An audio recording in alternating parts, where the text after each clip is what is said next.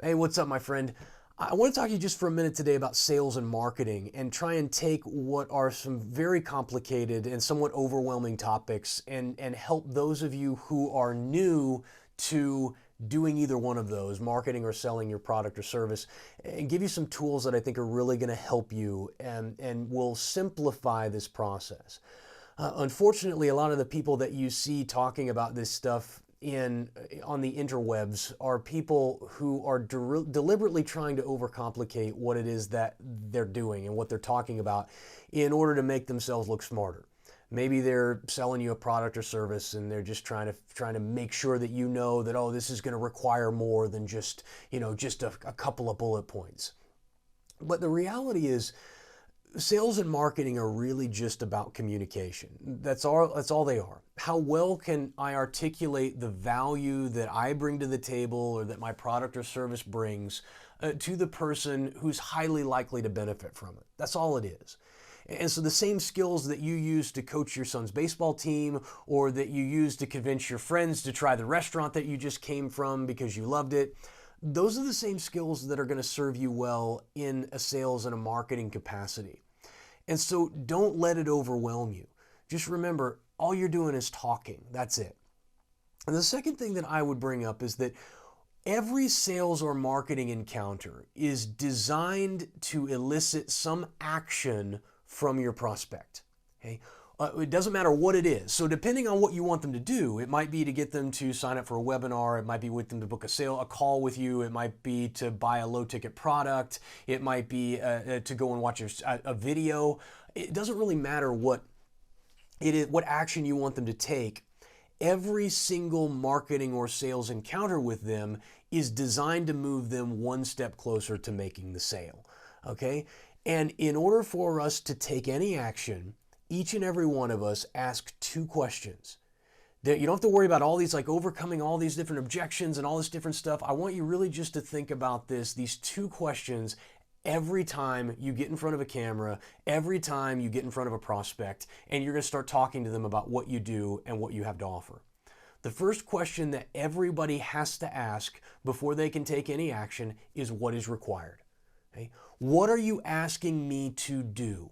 What are you asking me to invest? What are you asking me to commit to before I can take this action?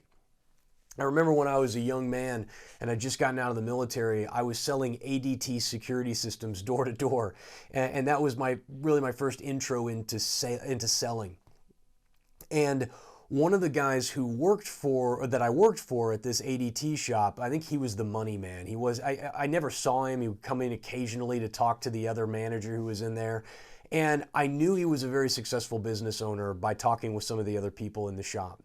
And I'd been listening to a lot on selling and learning a little bit about it, and I had a concept for how we could sell more ADT security systems. And I had been listening to some sort of CD, and I don't even remember where I got it. I probably ordered it for free off the internet. And I've been listening to it in my car and learning a little bit more about it. And it was all new to me and super exciting. And I remember the guy showed up and he'd been talking with the manager and he came out and I struck up a conversation with him and I said, hey, I've been thinking about a new sales approach to how we can sell more ADT security systems. And I said, it's all on this CD. Would you mind listening to this for me? It's ridiculous now that I think about it. What an idiot I was. And it's like, oh yeah, let me go listen to your CD, kid. But he looked at me and he goes, how long is this? I said, it's 2 hours and 20 minutes. He goes, let me get this straight. You want me to devote 2 hours and 20 minutes of my day to listening to this CD so that it will explain to me your idea about growing sales at for ADT security. And I remember feeling ridiculous at the time, but I looked him deadpan in the face and I said, yep.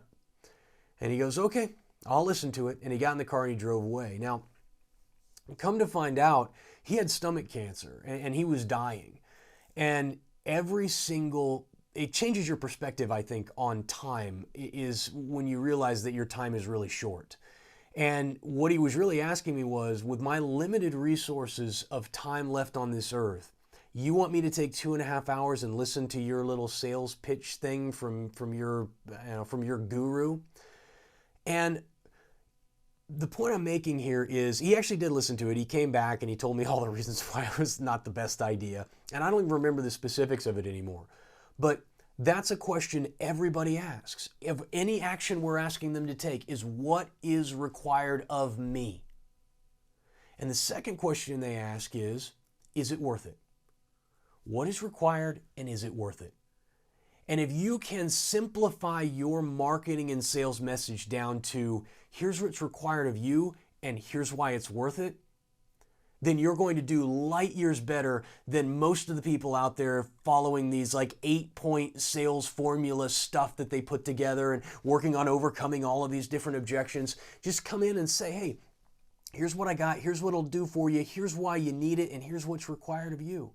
Now here, if you want to apply some time, reducing the amount that is required by the prospect will instantly increase the number of sales that you get.